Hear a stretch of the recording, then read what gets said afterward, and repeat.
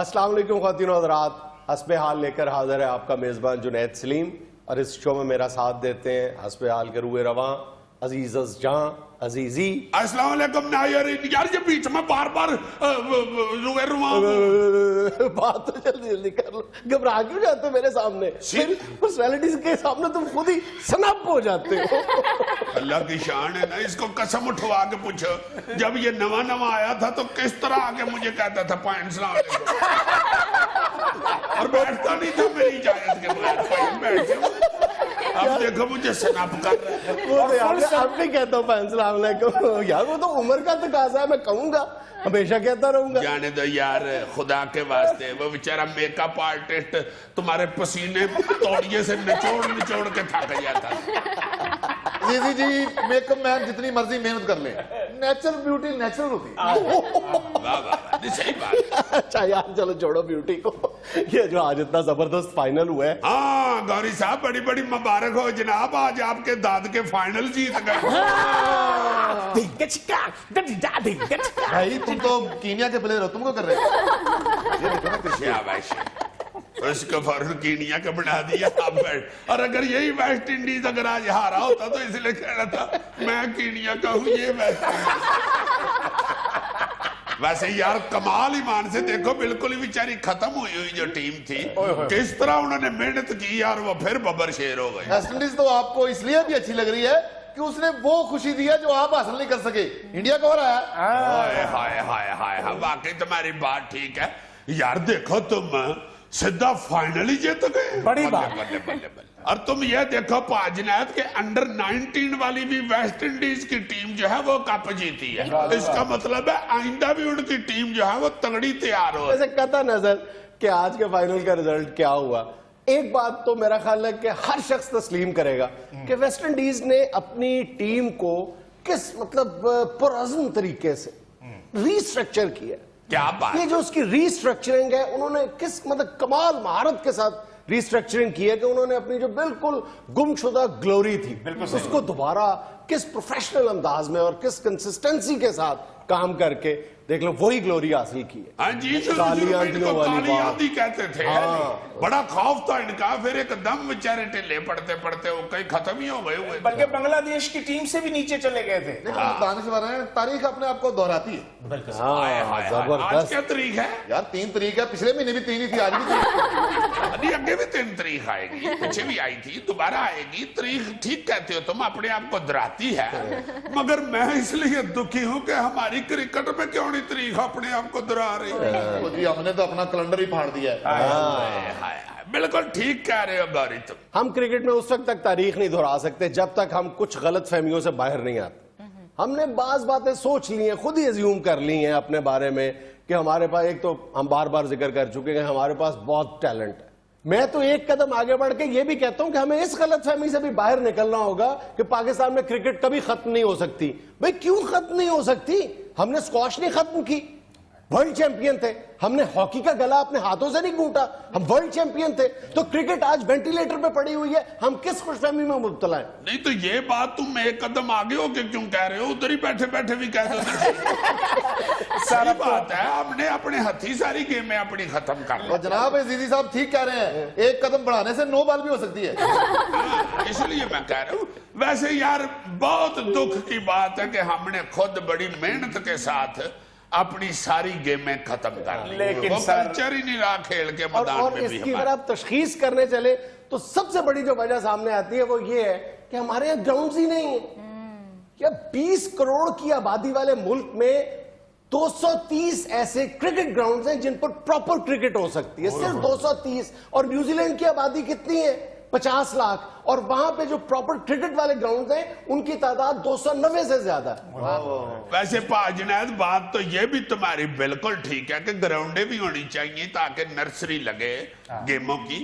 मगर मैं ये समझता हूं कि जिस भी फील्ड में टैलेंट के सिर पे आप नाम पैदा करते हैं ना, वहां जब सिफारिश घुस जाती है ना तो टैलेंट का बेड़ा गर्क हो जाता है। अच्छा, आप टूर्नामेंट में कोई तुक्के से 1-2 फतवात हासिल कर लेते हैं तो आपकी ये जितनी ये जो मैल प्रैक्टिसेस है जिनमें सिफारिश सरे फहरिस्त है, ये छुप जाती हैं। जब इस तरह की शिकस्त सामने आती है ना, शर्मनाक किस्म की, तो फिर कौम की तवज्जो मबजूल होती है। वो ये कुछ हो रहा था, अभी इस वक्त बहुत गोल्डन चांस है आपके पास, बल्कि गोल्डन चांस हाथ से जाता जा रहा है। ये देखो ना, इंडिया से हारे हुए हमें काफी दिन हो गए, अगले दिन यूं महसूस होता था जैसे सब कुछ खत्म हो जाएगा और कप्तान चेंज हो जाएगा, मैनेजर चेंज हो जाएगा, कोच तब्दील हो जाएगा, फिर ये जो हमारा क्रिकेट बोर्ड है इसके ओहदेदार इस्तीफा दे देंगे। वैसे शुरू हो गई हैं मये आने शुरू हो गए हैं मये। हम करके रहे बाबा, हम करके रहे, कौन सी रिस्ट्रक्चरिंग, हम तो रिस्ट्रक्चरिंग की तरफ जा ही नहीं रहे। हमें फिर अगले एक और ट्रैक की बत्ती के पीछे लगा दिया जाएगा अगला वर्ल्ड कप आने को। अगले वर्ल्ड कप में, अभी बात मेरी ये लिख लो, कुछ भी नहीं होगा अगले वर्ल्ड कप में। अगर हमने इसी स्पीड के साथ, इसी टेम्परामेंट के साथ जाना है तो अगले 3-4 वर्ल्ड कप तक कुछ भी नहीं होगा हमारे पास। यही मतलब हमारे 15 सालों से यही 20 प्लेयर है जो घुमा फिरा के कभी, और प्लेयर्स की बात नहीं है, आप कोच और मैनेजर्स देख लो, बोर्ड देख लो, एक ग्रुप ऑपोजिशन में बैठा होता है, इक्तदार में आने के लिए तैयार होता है, और दूसरा इक्तदार से हटता है तो उसको हटाने के लिए नए नए हथकंडे इस्तेमाल करना शुरू कर देता है। यही कोच, यही मैनेजर, यही प्लेयर, सारे कुछ वही हैं। असल में बात ये है कि जहां पे टैलेंट होता है ना, वो टैलेंट में से इंटरनेशनल लेवल का टैलेंट निकालने के लिए जो पौनी इस्तेमाल की जाती है ना, हमारे यहाँ उस पौनी की जाली पार्टी हुई। हाँ, मसला सारा ये हम कितने, ये मैंने बहुत बड़ी बात है। बहुत बड़ी जी। यार हम धोनी की मिसालें देते हैं। धोनी ने क्या किया था? धोनी ने यही किया था कि उसने जो सिलेक्शन है उसमें मेरिट को यकीनी बनाया था। वरना तुम देखो कि आज मतलब हम बड़ी बातें करते हैं जनाब, हमारे पास ये जो मैं बार बार जिसका रोना रोता हूं कि यही 20 प्लेयर हैं जो आते जा रहे हैं। यार तुम ये देखो, गौरी साहब आप जरा गौर फरमाएं जी, गौरी के बच्चे को नहीं खिलाते, तारीफें सारे करते हैं, खिलाते नहीं है। हाँ बस ये देखो गौरी साहब, मैं ऑन वेरी सीरियस नोट कह रहा हूं कि गौरी साहब का बेटा नेशनल क्रिकेट का बेहतरीन प्लेयर है, सिफारिश नहीं है, कुछ भी नहीं कर पा रहा। अब बिल्कुल वो बड़ा अच्छा प्लेयर है बेचारा लड़का, मगर चूंकि गौरी साहब के पास सिफारिश भी नहीं है और पैसा भी नहीं है, सारे पैसों के उन्होंने पेंट कोट खरीद लिया, इसलिए बच्चा घर बैठा हुआ है। हमारे यहाँ वैसे क्रिकेट टैलेंट जो नया आने वाला है वो इस तरह बंद हुआ है उसका दरवाजा। मैं तो पूरे यकीन के साथ कहता हूँ कि अगर ये जो हिंदुस्तानी खिलाड़ी वीरेंद्र सहवाग है, अगर ये पाकिस्तान में होता तो अगले 12 साल तक रिटायर ना होता। है ही कोई नहीं, रिप्लेस करने वाले कोई नहीं। बल्कि मैं तो हस्बे हाल के प्लेटफॉर्म से ये तजवीज भी पेश करना चाहता हूं कि अगर जब ये क्रिकेट की रीस्ट्रक्चरिंग की बात होती है, हम यही रोना रोते हैं ना कि स्कूल और कॉलेजेस से प्लेयर आने बंद हो गए, ग्राउंड्स भी नहीं है, दीगर वजूहात भी हैं, तो ये जो हमारे डोमेस्टिक क्रिकेट में प्लेयर्स रिटायर हो जाते हैं, इनको अगर स्कूलों में या डिस्ट्रिक्ट लेवल पे नौकरी दे दी जाए, एक टीचर की तनख्वाह दे दी जाए और इनको पूरे डिस्ट्रिक्ट में ट्रेनिंग कैंप्स लगाए जाए, डोमेस्टिक क्रिकेट के जो रिटायर्ड प्लेयर हैं उनको यह जिम्मेदारी दे दी जाए कि छोटे छोटे शहरों में वो स्कूलों कॉलेजेस में कोचिंग करें। हमारे यहाँ प्रॉब्लम यह है कि हर जो बड़ा प्लेयर है, हर जो प्लेयर है वो कौमी क्रिकेट का कोच बनने के लिए बेताब है, वो यानी कैंप्स में कोचिंग करने के लिए तैयार नहीं है, उसको अपनी तौहीन समझता है। ये बुनियादी प्रॉब्लम है। कैसी अच्छी बात की है इसने। हालांकि इस तरह के बंदे कह रहे होते हैं कि मैं 9वीं क्लास में था जब मुझे चपड़ी पे गेंद बजा था, फिर मैंने क्रिकेट छोड़ा। नाज़रीन, यहाँ में लेना एक छोटा सा वक्फा, हमारे साथ रहिए।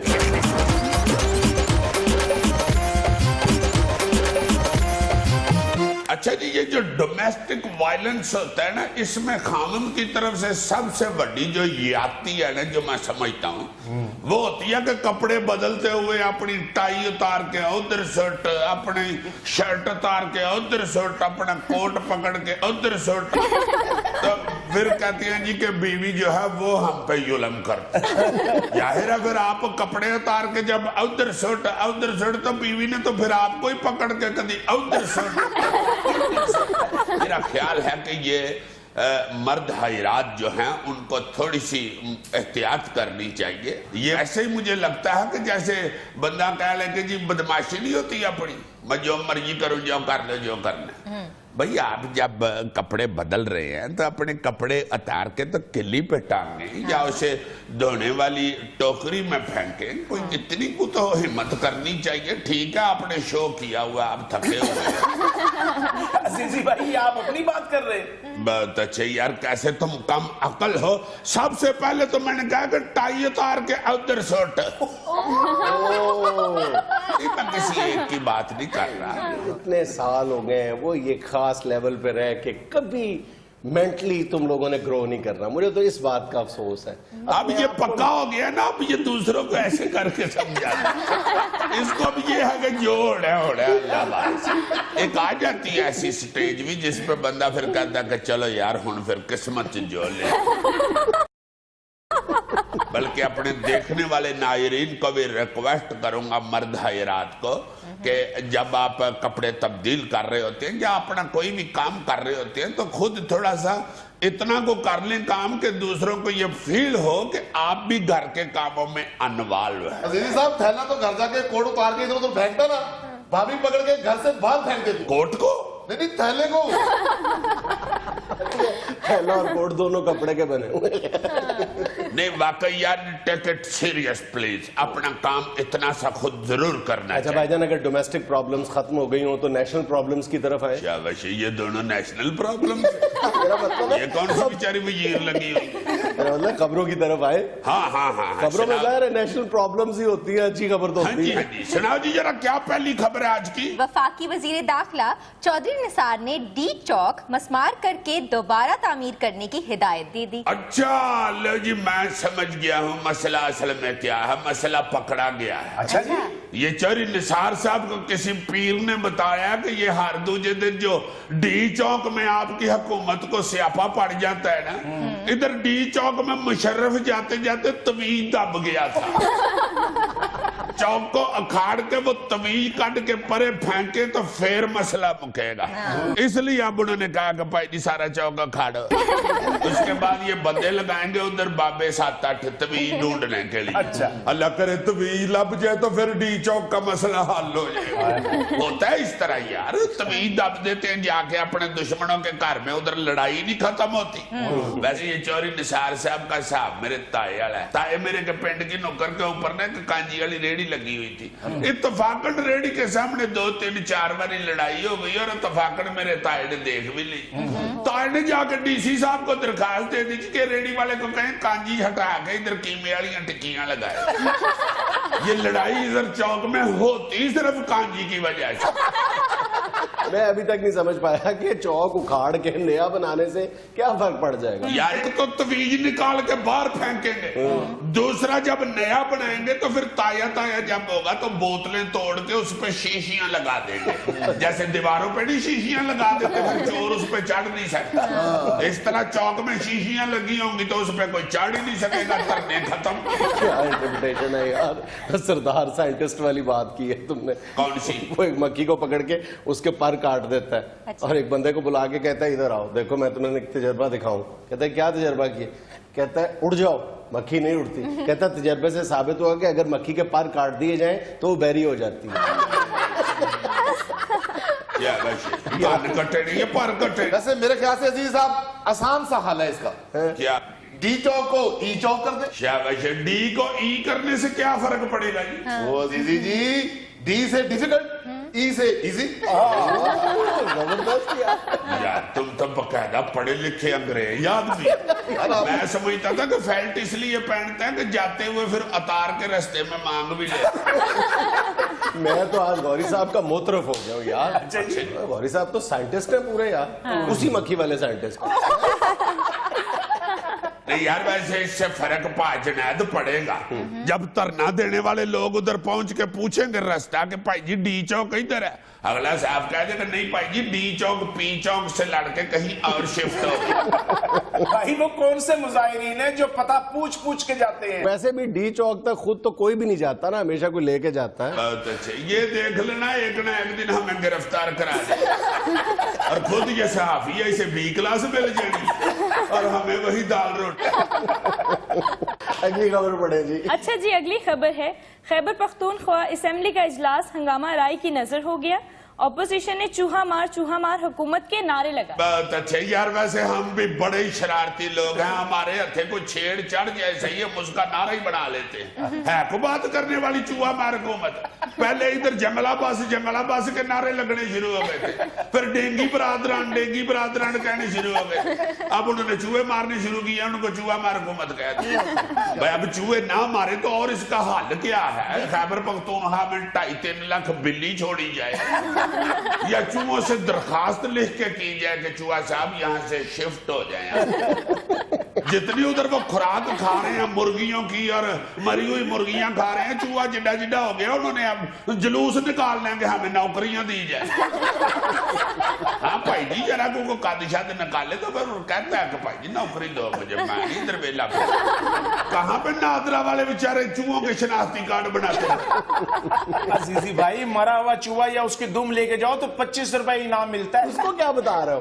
कहता मैंने कल एक चूहे से कहा कि यार तुमने अपनी दुम क्या करनी है, काट के मुझे दे दो, 12.5 रुपए कर लेंगे। हाँ जी, चूहा मान भी गया था, बस एतराज वो ये कर रहा था कि यार ये देख लो जरा, मैं अपनी दुम काटता हुआ कितना बुरा लगेगा। चूहा तो पता नहीं बुरा लगेगा या नहीं, तुम बहुत बुरे लग रहे हो, बैठ जाओ। लगता ही बुरा है, तुम क्या काट के देखो यार, तुम कौन से संतोष कुमार रहे? वैसे बहुत बुरी बात है मन से, अगर खैबर पख्तूनख्वा हुकूमत ने एक स्टेप उठाया तो उसको अप्रिशिएट करना चाहिए। अच्छा जी, अगली खबर है, पीपल्स पार्टी के रहनुमा डॉक्टर आसिम ने अदालत के बाहर सहाफियों से गुफ्तगू करते हुए कहा है, मेरा वजन 112 केजी था, अब हिरासत में सिर्फ 77 केजी रह गया है, मुनासिब ग़िज़ा नहीं दी जा रही। बहुत बुरी बात है, क्यों नहीं डॉक्टर आसिम साहब को खुराक दे रहे जेल वाले? वो क्या समझ रहे हैं कि उन्होंने अगले 40-50 साल का कट्ठा ही खा लिया हुआ है? मतलब यार होता है ना, ऊंट कितना सारा कट्ठा ही खा पी लेता है, समझ में जाते हैं। वो इंसान है, उनको खुराक तो कम ही कम मिलनी चाहिए। वैसे डॉक्टर आसिम साहब माफ कीजिएगा, ये खुराक के अलावा भी थोड़ा सा इफेक्ट होता है। हुक्मरान हमारे जब हुकूमत से निकलते हैं ना तो 14-15 किलो तो आराम से कम हो ही जाता है। आप अपने सियासतदानों की तस्वीरें मिला के देख लें, जब अपोजिशन में होते हैं तो और सेहत होती है, जब हुकूमत में होते हैं तो और सेहत होती है। लालियां आ जाती हैं, बकायदा लालियां आ जाती हैं। यार लालियां तो तुम पे भी हैं, तुम भी ये रियाला। देखो पूरी दुनिया में जो बंदा भी सदर या वजीर आजम बनता, बकायदा उसका मुंह नुचड़ा जाता है। हाँ जी, ये ओबामा देख लें, जब बेचारा हुकूमत में नहीं था तो चंगा भला बॉडी बिल्डर सेहतमंद आदमी था, जब से अमेरिका का सदर बना सुख के तीला उस दिन मेरे घर आया, दरवाजा खड़काया, मैंने अपने छोटे काके को कहा जाओ देखो जाके। वो देख के आके मुझे कहता पापा मासी जीरा का मुंडा आया बाहर। मैंने कहा है, उसे तो हेपेटाइटिस हो गया था, वो किधर है? बाहर जाकर मैंने देखा कि ओबामा खड़ा था। अब मैंने कहा बेटा ये हुक्मरानी की टेंशन से बेचारे माड़े हो गए, ये ओबामा साहब है। ओबामा कहता कोई गल नहीं, बाले उन्होंने पता। फिर मैंने उसे कंधारी अनार का जूस पिलाया। पैसे उसने दिए मगर पिलाया मैं। अच्छा जी, अगली खबर है, पंजाब फूड अथॉरिटी ने छापा मारकर 6000 लीटर नाकिस दूध नहर में बहा दिया। थोड़ा सा इसमें शहद भी डाल देते तो हुक्मरान ये कहने के काबिल तो होते ना कि हमने अवाम के लिए दूध और शहद की नहरें बहा दी। तो वैसे यार तुम मुहावरे के दुआले हो गए, हुक्मरानों से ये कहो कि इसमें चाय की पत्ती भी फेंके और नहर के कंडे पे चाय के खोखे लगवाएं और अवाम को मुफ्त चाय पेश करें। नहर में से डाल डाल के चाय पिए हैं। बिल्कुल नहरी चाय। नाज़रीन, यहाँ में लेना एक छोटा सा वक्फा, हमारे साथ रहिएगा।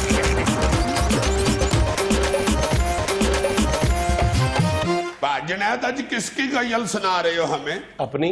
शाबाश, यूट्यू। बल्कि ये वजाहत भी जरूरी है कि अक्सर मैं शोरा के नाम नहीं लेता तो लोग शायद ये समझते हैं कि मैं अपने नाम से मंसूब कर रहा हूँ। उनको बताया करो ना, उनको कहा करो मुझे तो इतनी अक्ल ही नहीं है। मेरी सच्ची बात पे भी यकीन नहीं करेंगे जब मैं ये कहूंगा तो। वो ये कहना चाहता है कि मुझे बहुत अक्ल है, मुझे बहुत अक्ल है। शेर पेशे खिदमत है जी। बच्चों की तरह हाथ लगाने से बिखर जाएं, बच्चों की तरह हाथ लगाने से बिखर जाएं, हम लोग तो वो हैं जो बनाने से बिखर क्या जाए। कहने, वाह जी वाह। मुमकिन है तेरे गम ने हमें बांध रखा हो, मुमकिन है तेरे गम ने हमें बांध रखा हो, मुमकिन है कि ये बोझ हटाने से बिखर जाए। यानी दुखी रहना चाहता है बेचारा। इस डर से हुकूमत ने उठाया नहीं तरना, वाह। इस डर से हुकूमत ने उठाया नहीं तरना, ऐसा ना हो हम तरना उठाने से बिखर जाएं। अरे वारे वाह इसी क्या कहने। हम वो मलंग बाबे हैं सदियों के बाद जो मुमकिन है जबरदस्ती नहाने से बिखर जाए। सदके की तरह सर से उतारा हुआ दिन है, वाह। सदके की तरह सर से उतारा हुआ दिन है, हर दिन यही लगता है गुजारा हुआ दिन। हाय हाय, बहुत अच्छे। एक और गर्मियों का ये मारा हुआ दिन है, बिजली के बिना फिर से गुजारा हुआ दिन है। अब तो आवाज भी दोगे तो नहीं आएंगे, ज्यादती है, इतनी जिद ना करें। अब तो आवाज भी दोगे तो नहीं आएंगे, टूटने वाले कयामत की अना रखते। हाय हाय हाय, दे के धक्के भी निकालो तो नहीं जाएंगे, जिनकी मौजें हैं लगी टीठ पुना रखते। बड़ा शेर है जी, वाह। इतना बड़ा तो नहीं, फौरन खत्म हो गया। यादा ये अच्छा इसलिए लग रहा है कि आजकल क्रिकेट के टीठ पुने पे बहस हो रहा है। एग्जैक्टली। तुम थे तो कहीं वक्त ठहरता ही नहीं था, तुम थे तो कहीं वक्त ठहरता ही नहीं था, अब वक्त गुजरने में बहुत वक्त लगता है। फाइनल लूडो खेल लिया करो। ऑरेंज ट्रेन के लिए हर सड़क खुदी है, ऑरेंज ट्रेन के लिए हर सड़क खुदी है, अब चौक गुजरने में बहुत वक्त लगता है। जितनी है धूल मल के नहाओ कई साबन, मट्टी के उतरने में बहुत वक्त लगता है। मोहब्बत भी मुसीबत है, करे क्या, तो छड़ दियो ना करो। मगर अपनी जरूरत है, करे क्या। सीधा कहना कि खराब हो चुके हैं हम। यार इतना भी खराब नहीं हुआ, हमेशा सच निकल जाता है मुंह से, हमेशा सच निकल जाता है मुंह से, कुछ ऐसी ही तबीयत है, करे क्या। ये आपने बैलेंस किया है। करप्शन की ही कुछ लोगों ने ऐसी है, नहीं होती ये साबित है, करें क्या। हमें भी नैब से खतरा है, वरना यहाँ दौलत ही दौलत है, करें क्या। कमाल आया है जब से MQM को, पड़ी यही मुसीबत है, करें क्या। पढ़े लिखे चले हैं जिन कडाने, इसे कहते जहालत है, करें क्या। नाज़रीन यहाँ में लेना एक छोटा सा वक्फा, हमारे साथ रहिएगा।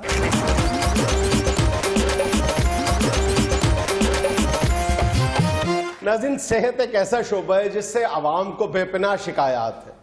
इन्हीं शिकायत, इन्हीं इल्जामात का जवाब हासिल करने के लिए आज कटहरे में खड़े हैं एक इंतहाई गैर जिम्मेदार डॉक्टर। गैर जिम्मेदार डॉक्टर, और साथ आपने इंतहाई भी लगा लिया। मेरा ख्याल है या तो आपके सर पे शदीद चोट आई है, या आप फिर शदीद किस्म की एंजाइटी के पेशेंट हैं। डॉक्टर साहब, ना मुझे चोट आई है, ना मैं एंजाइटी का पेशेंट हूं। तो फिर आपने एक डॉक्टर को गैर जिम्मेदार कैसे कह दिया मेरा भाई। डॉक्टर के तो मैं समझता हूं कि मानी ही ये हैं जिम्मेदार। डॉक्टर साहब, मैं तस्लीम करता हूं कि एक बड़ी तादाद डॉक्टर्स की जिम्मेदारी के साथ अपने फराइज सर अंजाम देती है, लेकिन आप जैसे डॉक्टर्स की भी कमी नहीं है। मैं क्यों गैर जिम्मेदार, मैं सुबह 11:30 उठता हूं, या मैं मरीज की नब्ज पकड़ के टूथब्रश शुरू कर देता हूं। अपना ब्रश करें, मेरी मसवाक छोड़ें। एक मिनट भाई, देखें जवेद साहब, ये वो मुल्जिम है जो पुलिस को भी पकड़ लेते हैं। आपने क्यों पकड़ा हुआ है? ये दौड़ जाता है जी। और अल्लाह के फजल से डॉक्टर एक ऐसा शख्स होता है जिससे पुलिस भी दौड़ जाती है। खैर जुनैद साहब, जरा जल्दी पूछिए जो आपने पूछना है। मैंने अपने हॉस्पिटल जाना है, मरीज मेरा इंतजार कर रहे होंगे। देखिए टाइम क्या हो गया है। डॉक्टर साहब, मैं तो माजरत चाहता हूं कि मैंने आपको गैर जिम्मेदार डॉक्टर कह दिया है। आप तो माशाल्लाह इस कदर जिम्मेदार हैं कि आपको रात के इस पहर वापस हॉस्पिटल जाके मरीज देखना है। जाना तो पड़ेगा जुनैद साहब, मरीजों को अपॉइंटमेंट्स जो दी होती है। अच्छा, अपॉइंटमेंट्स। आप सरकारी हॉस्पिटल नहीं जा रहे? सरकारी अस्पताल है इसलिए 11:15। मैं उथे डॉक्टर हाँ जी, एम्बुलेंस नहीं चलाता। नाइट ड्यूटी नहीं हो सकती आपकी? नाइट ड्यूटी शाबाश, शुक्र करो अल्लाह दा सी डे वाली करन डे आप डे ड्यूटी करते हैं ना, वो भी सबको पता है। और सर इस तरह के सीनियर डॉक्टर बामुश्किल 2 घंटे के लिए सरकारी हॉस्पिटल जाते हैं। वैसे मैं माफी चाहता हूं, अगर आप लोगों ने आपस में इस तरह की फजूल गुफ्तगू ही करनी थी तो एक इंतहाई मसरूफ शख्स को आप यहाँ पे क्यों ले आए हैं? फिल्म देखनी सी दोवां ने बह के। इंटरव्यू है ਤੁਹਾਡਾ, सारी दुनिया देखनी ਤੁਹਾਨੂੰ। उधर सवालों के जवाब दो। मुझे क्यों ले आए हो? मैं पुलिस वाला, वो रक्षा नहीं चलाता। केड़ा रक्षा बेटा, तेरे उतो ते खोती रेड़ी नहीं चलती होनी। खोती बेचारी भी कह देंदी होनी है भाईजान तुसी आप चले हो तो मेरे जान की की लोड़ है। मैं हर सवाल का जवाब देने के लिए तैयार हूं, मगर आप सवाल करें ना, इल्जाम तराशी ना करें। डॉक्टर साहब मैं कोई इल्जाम तराशी नहीं कर रहा, रिपोर्ट्स कोट कर रहा हूं जिनके मुताबिक लाहौर शहर में 70% सीनियर डॉक्टर्स सरकारी अस्पतालों का रुख नहीं करते। कहां से पढ़ ली आपने ये रिपोर्ट्स? ये अखबारात में शाया हुई हैं 2 माह पहले। देखिए रिपोर्ट जुनैद साहब, इसीलिए मैं तो अपने हर मरीज को ये सजेस्ट करता हूं कि भाई अगर आपने अपनी सेहत का ख्याल रखना है तो अखबार पढ़ना छोड़ दो। खास तौर पे सफा नंबर 2 तो बिल्कुल ना देखो। क्यों जी? सफा नंबर 2 ते नरगिस फखरी दा इश्तिहार लगा हुंदा है। ओ काका तू कीड़े मार दवाई दा इश्तिहार वेख, डेंगी स्प्रे दा इश्तिहार वेख, 12 मन की दोबन वेख, बल्कि इन्हां सारियां नूं भी छड्ड तू अपने हल वेख। तू सीधा नरगिस फखरी वेखन लग पई। मैं ये कहना चाहता हूं जुनैद साहब के सफा नंबर 2 जो है अखबार का, जिस पे फजूल तरीन खबरें लगी होती हैं, अस्पतालों में गैर जिम्मेदारी, अस्पतालों में मरीज मर गया, अस्पताल के डॉक्टर लड़ पड़े, ये सफा नंबर 2 तो हर अखबार का फाड़ के फेंक देना चाहिए। डॉक्टर साहब सफा नंबर 2 फाड़ के फेंकेंगे तो सफा नंबर 1 भी फट जाएगा। अच्छा ताड़े कर कट्ठे आंदे ने। बहरहाल कुछ पाने के लिए कुछ खोना तो पड़ता है। अच्छा डॉक्टर साहब आप पर इल्जामात की फहरिस्त तो खासी तवील है, लेकिन आज आप पर सिर्फ एक नकाती फर्द जुर्म है। मेरा ख्याल है गल लंबी हो गई है तो बाहर खलो, कोई मरीज ना अंदर आ। डॉक्टर साहब मरीज पीछे ही आ गए। सॉरी मैं माफी चाहता हूँ, क्या कह रहे थे आप? मैं कह रहा था आज की फर्द जुर्म एक नकाती है, और वो ये है कि आप सरकारी डॉक्टर्स प्राइवेट प्रैक्टिस की खातिर सरकारी नौकरी को दर-ए-खुर इतना ही नहीं समझते। क्या नहीं समझते जी? दर-ए-खुर इतना ही नहीं समझते। इस तरह की उर्दू बोलनी है तो यहाँ पे कोई हकीम ले आए। ऐसे ये कुछ साफी होते हैं जिनको गाढ़ी उर्दू का शौक होता है, मगर मेहरबानी करे मेरे साथ जरा सादी उर्दू बोल। वाकई बाबूजी जरा सौखे लफ्ज में भी अगे एसएचओ साहब ने जवाब देना चाहते। साहबी की उर्दू समझ नहीं आती, डॉक्टर्स की हैंड राइटिंग समझ नहीं आती। ये तो फिर है, जब खिदमत पे बैठता है बंदा तो फिर हैंड राइटिंग नहीं देखता, इंसानों की लाइन देखता है। तो हम तो इंसानों की खिदमत कर रहे हैं। जी जी डॉक्टर साहब बहुत खिदमत कर रहे हैं, सरकारी ड्यूटी छोड़ के शानदार प्राइवेट क्लिनिक्स में बैठ के आवाम की खिदमत कर रहे होते हैं, और आपकी अदम मौजूदगी में आपके असिस्टेंट्स सरकारी अस्पतालों में मरीजों से कह रहे होते हैं कि अगर डॉक्टर साहब को चेक करवाना है तो प्राइवेट क्लिनिक पर चले जाओ। तो ये खिदमत ही तो है जुनैद साहब। सरकारी अस्पतालों में गर्मी में बिठा दें उन बेचारों को फर्श के ऊपर, थड़ों के ऊपर, जहां ना एसी चल रहा है ना बैठने के लिए जगह है। खिदमत ही तो कर रहे हैं, लोगों को कह रहे हैं भाई इधर आ जाइए, यहाँ एसी चल रहा है। जी जी जी जी बिल्कुल मुफ्त में बिला मुआवजा है ना वहां पे। खैर बिला मुआवजा तो आप भी शो नहीं करते। बिला मुआवजा तो होटल वाला भी रोटी नहीं खिलाता। बगैर पैसों के तो स्कूल में बच्चे भी नहीं पढ़ाए जाते। होर ते होर है, उदों दा चुप करके खलोता है, भी बगैर पैसे तो नहीं खलोता। इन्हें भी तनख्वाह लेनी जी। सवाल हो करते जवाब मिलते यार। डॉक्टर साहब बिला मुआवजा तो अब सरकारी अस्पताल में भी काम नहीं करते, भारी तनख्वाहें मिलती हैं। हाँ ठीक है आपकी बात, डॉक्टर्स को तो उधर से भी तनख्वाहें मिलती हैं। हम तो सिर्फ मरीज का ख्याल कर रहे होते हैं जिसके लिए वहां पे कोई सहूलत मौजूद नहीं। हम कहते हैं कि प्राइवेट क्लिनिक में आए, आप दिमागी तौर पे आते ही सेहतमंद हो जाते हैं। खूबसूरत एटमॉस्फेयर होता है, खूबसूरत डॉक्टर्स, खूबसूरत रिसेप्शन, खूबसूरत बेड, खूबसूरत कमरे, खूबसूरत नर्सें। सरकारी अस्पताल थे जुनैद साहब, नर्स दवाई पे आन रही हो तो मरीज समझते सांस मारन आई है। उस बेचारी को गुस्सा चढ़ा होता है। इतना अजीब सा वहां पे खौफनाक डरावना माहौल। मैं माफी चाहता हूँ, माहौल तो खैर इधर भी डरावना है, मगर अस्पताल एक सेंसिटिव जगह है, वहां पे अच्छा माहौल होना चाहिए। अपने प्राइवेट क्लिनिक का नक्शा इंज खिच रहे ने जिन्हें इन्हां दा क्लिनिक झील साहब मलूक दे कंढे ते वे। ओ तू उत्थे भी की सानू मुजरम फड़न वास्ते बड़ी बड़ी दूर जाना पैंदा है। उत्थे किन्नू फड़न गया से? उत्थे मैं मच्छी फड़न गया।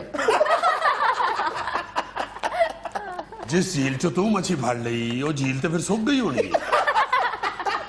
डॉक्टर साहब आप अपने इल्जामात का जवाब दे। ते जड़ा झील गलती करन दिया इन्हें कुछ ना कहो। अच्छा डॉक्टर साहब बात यह है कि आप जो अपने प्राइवेट क्लिनिक्स की इतनी खूबियां बयान कर रहे हैं, वहां पे इलाज करवाने के लिए इतने पैसे भी चाहिए होते हैं। हाँ। तो एक गरीब आदमी कैसे अफोर्ड करे? नहीं तो गरीब आदमी ने प्राइवेट क्लिनिक क्या करने आना है, वो बाबे तवीजों वाले के पास जाएगा। हाँ हाँ उसने भी तो कहीं से कमाना है। और एक बात याद रखिएगा जुनैद साहब, जितना अमीर आदमी है उसे उतने ही महंगे अस्पताल से आराम आएगा, और गरीब आदमी तो तुसी भावें लंदन ले जाओ उन्होंने आराम नहीं आना, उन्होंने आराम बाबे तवीजा वाले को ही आना। यानी आप गरीब आदमी को हमेशा अंधेरों में ही रखना चाहते हैं। हाँ। चलो जी फिर गरीब रहन दियो, इनू रख लो, मैं चल रहा। आ जांदा जे टुरिया फीस जेड़ा मंगदा सी। नाज़रीन यहाँ में लेना एक छोटा सा वक्फा, हमारे साथ रहिएगा। आज कौन सा स्यापा पड़ गया जो मिसमैनेजमेंट को बुला लिए? आज मैं जिस स्यापे की बात कर रहा हूं वो जगह है जहां पे जाके तुम्हारी सबसे ज्यादा याद आती है, चारों तरफ तुम ही तुम नजर आती हो। हाय स्विट्जरलैंड। स्विट्जरलैंड नहीं, मैं पाकिस्तानी एयरपोर्ट्स की बात कर रहा हूं। वही गल हुई ना, क्या मतलब? एयरपोर्ट से जाती है ना स्विट्जरलैंड, वो कौन सा तांगो वाले अड्डे से जाती है? मेरी बात सुनो मिस मैनेजमेंट, पाकिस्तान में जिस जगह तुम्हारी बिला शिरकत गैर हुकूमत है वो पाकिस्तान के एयरपोर्ट्स हैं। हुकूमत तो खैर इस वक्त नून लीग की है, मैंने तो मेहनत ही करनी होती है ना मुआशरे को खज्जल करने के लिए। मेरा मतलब है जिस जगह हमें सबसे ज्यादा मिसमैनेजमेंट का राज नजर आता है, लगता है कि मिसमैनेजमेंट का लफ्ज यहीं से कॉइन हुआ था, वो हमारे एयरपोर्ट से। वो भी मेरा कसूर है? बिल्कुल तुम्हारा कसूर है। क्या कर बैठी हूं मैं एयरपोर्ट पे? किस जगह तुमने मुझे देख लिया है? एयरपोर्ट की हदूद के आगाज से लेके जहाज की सीढ़ियों तक हर जगह तुम हो। हाय मैं मिसमैनेजमेंट तक मिट्टी कटावा। तुम मिट्टी कट्टे से भी बदतर हो माशरे के लिए। चल लोग की मेरे नाल सेल्फियां लुआ दिनों ने मिट्टी कट्टा बनाते। यही तो सितम ज़रीफी है इस कौम की। तो अपनी कौम को समझाओ ना, मुझे किस लिए बुला लेते हो हर वीकेंड पे? बाजी मिसमैनेजमेंट ਤੁਹਾਡੀਆਂ ਗਲਤੀਆਂ ਦੱਸਣ ਵਾਸਤੇ ਬੁਲਾਉਨੇ ਆ, ਹੋਰ ਤੁਹਾਡੇ ਕੋਲ ਕਮੇਟੀ ਪਾਈ ਅਸੀਂ। मिसमैनेजमेंट एक मिनट जरा जानू, मैनू ਇਹਦੇ ਕੋਲੋਂ तो पूछ लैन दी, निभाने बाने नाल मेरे वाल कमेटी कैसी पाई है? ਚਲੋ ਲੁੱਡੀ ਪਾ ਲੈਂਦੇ। हाय कदी कमेटी पाने कदी लुडी पाने, तू तो खट्टे लड्डू खरीदे पाई उते चटनी नहीं पाता। मेरी बात सुनो, लोगों को हम क्या समझाएं?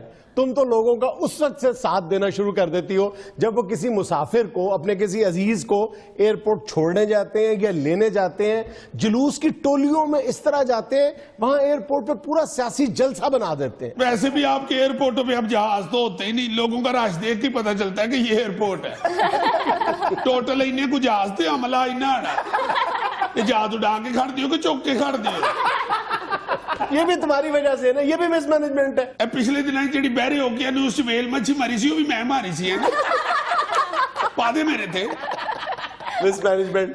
तुम्हें थोड़ा सा भी अंदाजा है कि कोई गैर मुल्की शहरी जब अपने मुल्क से हमारे यहाँ आता है तो एयरपोर्ट पे उतर के वो हमारे बारे में तुम्हें देख के, मिसमैनेजमेंट को देख के क्या इंप्रेशन लेता होगा? अरे एयरपोर्ट ते मिसमैनेजमेंट है, बाहर सड़कों ते तुसी क्यों च लगे? ना एक बंदा आके एयरपोर्ट पे उतरता ही है तो उसको बता देते हैं कि भाई बाहर जाके तेरे नाल होनी। क्या बात कर रहे हैं? फजूल एयरपोर्ट पे उसको डिसिप्लिन दिखा दे, मैनेजमेंट दिखा दे, बेचारा बाहर निकले उसके पास से चिंची कट मार के गुजरे, वो डर ही जाए हाय हाय एयरपोर्ट तो बाहर थे जिन फिरन डे। जैसे इंसान का अंदर बाहर एक जैसा होना चाहिए ना, मुल्कों का भी अंदर बाहर एक जैसा होना चाहिए। और चलो छो बाजी, परस से माचिस है ये। तू माचिस की करनी है? तू तो पहली सड़ी है। की करनी हूं मैं माचिस? दंद च बोटी फसी है। चल फसी रहने दे, आपे भाग के डिग पे। बहुत अच्छे, खाने टिंडे ने तो फंसी मोटी है। मिसमैनेजमेंट, तुम्हें एक बात का पता है कि इस्लामाबाद का बेनजीर इंटरनेशनल एयरपोर्ट अपनी मैनेजमेंट के एतबार से दुनिया के 10 बदतरीन एयरपोर्ट्स में से एक एयरपोर्ट है। लाहौर चले जाओ, इस्लामाबाद चले जाओ, कराची चले जाओ, मैनेजमेंट देख के लगता ही नहीं एयरपोर्ट ने, लगता लारी अड्डे तो फिरने। हाय वे तू कितने एयरपोर्ट ते मूंगफली वाली रेडी वेख ली है। मिस मैनेजमेंट, क्या तुमने कभी अपनी आंखों से पाकिस्तान के किसी एयरपोर्ट पे किसी मुसाफिर के सामान का FIA वालों के हाथों, कस्टम हुकाम के हाथों तिया पांचा होते हुए देखा है? आपने दुनिया के किसी एयरपोर्ट पे कोई ऐसा संदूक देखा है जिदे ते मंजी दी दुवैन बनी होवे? दुनिया के किसी मुसाफिर को आपने देखा है कि उन्हें गंदे कपड़े की गठड़ी लंदनों लाहौर ले आंदी हो? या थे ना लंदन दे धोबी टुंडे हो गए ने बेचारे। यही तो मैं कह रहा हूं कि हमारे यही लोग गैर मुल्की एयरपोर्ट्स पे पूरी तरह डिसिप्लिन्ड होके फिर रहे होते हैं। यहां आते ही पता नहीं तुम क्या फूंक मारती हो कि वो ये बेहंगम अंदाज में इस तरह की हरकतें शुरू कर देते हैं। हाय मैं फूंक मारती हूँ? दसो उन्हें मैंने 22 वीजा वाली बना दी।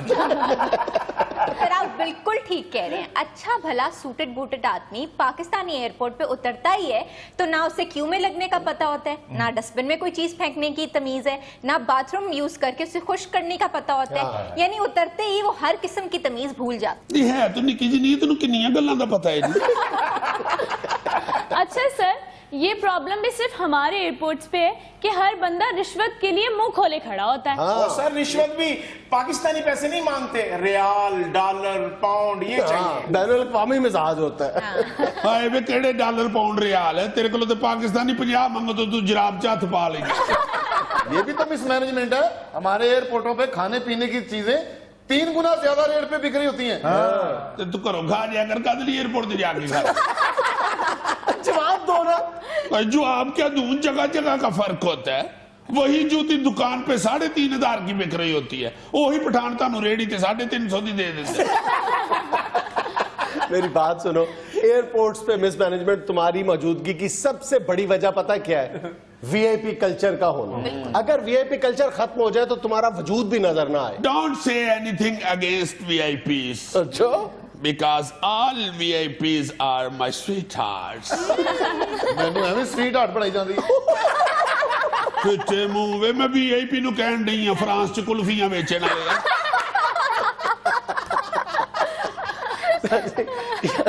ये था आज का हस्बे हाल। खुश रहे, खुश रखें। आपसे मुलाकात होगी इंशाल्लाह अगले हफ्ते। अल्लाह हाफिज।